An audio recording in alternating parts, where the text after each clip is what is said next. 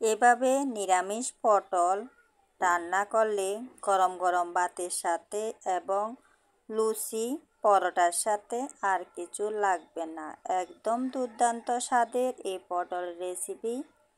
নমস্কার বন্ধুরা, সুবর্ণা দাস অফিসিয়াল চ্যানেলে সবাইকে স্বাগতম। আজকে আবার চলে এসেছি নতুন একটা ইউনিক রেসিপি নিয়ে। আজকের রেসিপিটা হলো শস্য পোস্ত পটল রান্নার রেসিপি। এই রান্নার রেসিপিটি খুবই সহজ, একদম কম সময়ে আপনারা এই পটলের দুর্দান্ত স্বাদের রেসিপিটা তৈরি করতে পারেন। এখনও যারা একটা লাইক দিতে ভুলে গেছেন, অবশ্যই একটা লাইক দিয়ে ভিডিওটা দেখা আরম্ভ করুন। দেখতে থাকুন, পাশে থাকুন। এই রেসিপিটা আমি কিভাবে তৈরি করছি। এই রেসিপি তৈরি করার জন্য আমি এখানে 5-6টার মতো পটল নিয়েছি। এবার আমি এই পটলগুলো ছিলে নেব।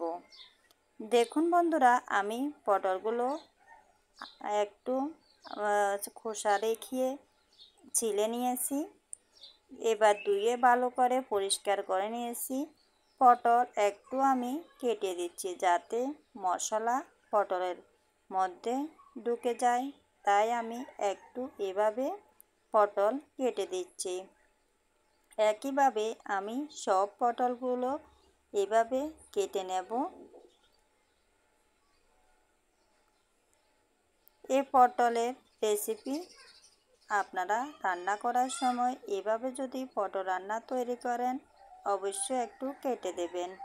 পটলের মধ্যে দিয়ে দিলাম আমি লবণ আর হলুদের গুঁড়ো। লবণ হলুদের গুঁড়ো দিয়ে ভালো করে আমি হাত দিয়ে মাখিয়ে নিচ্ছি।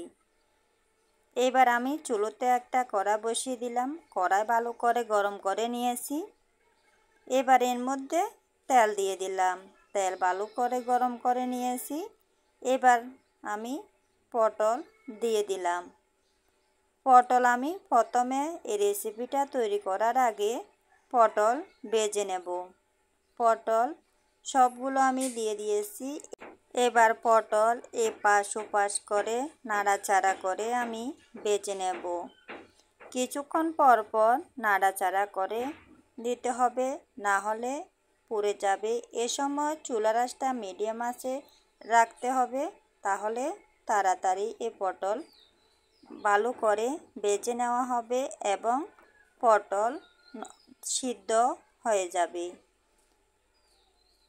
আমার এই রেসিপিটা যদি আপনাদের ভালো লাগে তাহলে লাইক কমেন্ট শেয়ার করে দেবেন। আর নতুন কোনো বন্ধু যদি আমার এই রেসিপিটা দেখে থাকেন, অবশ্যই আমার চ্যানেলটাকে সাবস্ক্রাইব করে দেবেন এবং নোটিফিকেশান অন করে রাখবেন। যখনই আমি নিত্য নতুন ভিডিও ছাড়ব, প্রথমে আপনাদের কাছে পৌঁছে যাবে। দেখুন, পটলগুলো ভালো করে ভেজে নিয়েছি, একদম দাগ লাগিয়ে ভেজে নিয়েছি। এবার আমি পটল একটা পাত্রের মধ্যে তুলে নেব। পটলগুলো আমি পাত্রের মধ্যে তেল জড়িয়ে তুলে নিচ্ছি।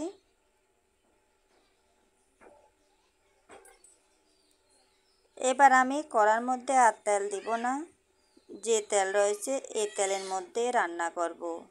তেলের মধ্যে দিয়ে দিলাম আমি 1 চামচ পরিমাণে 5 ফোড়ন, একটা তেজপাতা চিড়ে আর 3টা শুকনো মরিচ দিয়ে দিলাম। এবার ভালো করে নাড়াচাড়া করে এই 5 ফোড়ন, মরিচ, তেজপাতা একটু ভেজে নিতে হবে। এভাবে ভালো করে ভেজে নিলে ভালো একটা ফ্লেভার আসবে। এবার দিয়ে দিলাম আদা বাটা, সাথে দিয়ে দিলাম স্বাদ মতো লবণ। এবার আদা ভালো করে কষিয়ে নিতে হবে। যতক্ষণ না আদার কাঁচা গন্ধ চলে যায় ততক্ষণ পর্যন্ত কষিয়ে নিতে হবে। এভাবে কিছুক্ষণ নাড়াচাড়া করে আদা কষিয়ে নিয়েছি। এবার দিয়ে দিলাম আধা চামচ পরিমাণে হলুদের গুঁড়ো, আধা চামচ পরিমাণে জিরের গুঁড়ো, আধা চামচ পরিমাণে ধনিয়ার গুঁড়ো, আধা চামচ পরিমাণে শুকনো মরিচের গুঁড়ো, সাথে দিয়ে দিলাম টমেটো কুচি। এখানে একটা বড় সাইজের টমেটো কুচি আমি দিয়ে দিলাম। মশলার সাথে ভালো করে এই টমেটো আমি কষিয়ে নেব।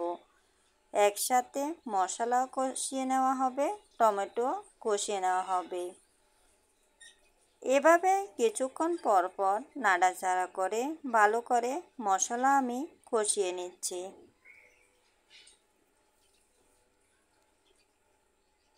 আপনারাও এই রেসিপিটা তৈরি করার সময় এভাবে মশলা কষিয়ে নেবেন, দেখবেন খুবই ভালো লাগবে। দেখুন বন্ধুরা, মশলা কষিয়ে নেওয়া হয়ে গেল, টমেটো একদম সিদ্ধ হয়ে গেল। এবারে দিয়ে দিচ্ছি সর্ষে পোস্ত বাটা দিয়ে দিলাম। সব মশলার সাথে ভালো করে সর্ষে পোস্ত কষিয়ে নেব। এভাবে কিছুক্ষণ নাড়াচাড়া করে 2 মিনিটের মতো আমি সর্ষে পোস্ত কষিয়ে নেব।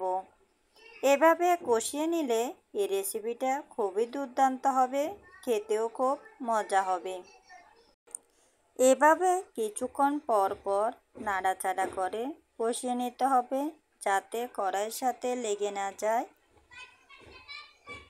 একদম ভালো করে নাড়াচাড়া করে দিতে হবে। দেখুন কালারটাও এখনও খুব সুন্দর দেখাচ্ছে। এভাবে ভালো করে আমি কষিয়ে নিয়েছি।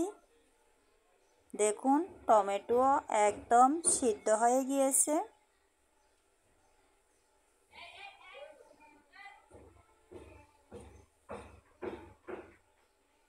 দেখুন বন্ধুরা, মশলা একদম ভালো করে কষিয়ে নিয়েছি।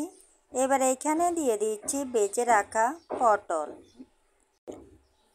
পটল মশলার সাথে কিছুক্ষণ এভাবে কষিয়ে নেব। পটল মশলার সাথে এভাবে কষিয়ে নিলে খেতেও খুব দুর্দান্ত লাগবে। এভাবে কিছুক্ষণ পর পর নাড়াচাড়া করে পটল আমি কষিয়ে নেব।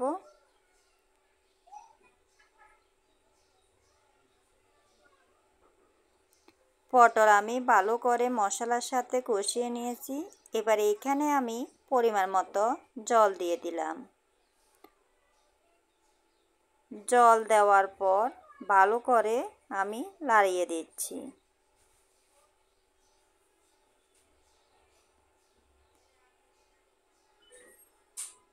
এবার আমি ঢাকনা দিয়ে রাখবো, যাতে পটল মশলা ভালো করে সিদ্ধ হয়ে যায়। কিছুক্ষণ পর চলে এসেছি, দেখুন ঢাকনা তুলে নিলাম। এবার একদম নিচ থেকে ভালো করে নাড়িয়ে দিতে হবে। এভাবে ভালো করে নাড়িয়ে দিতে হবে। দেখুন পটলও একদম সিদ্ধ হয়ে গিয়েছে।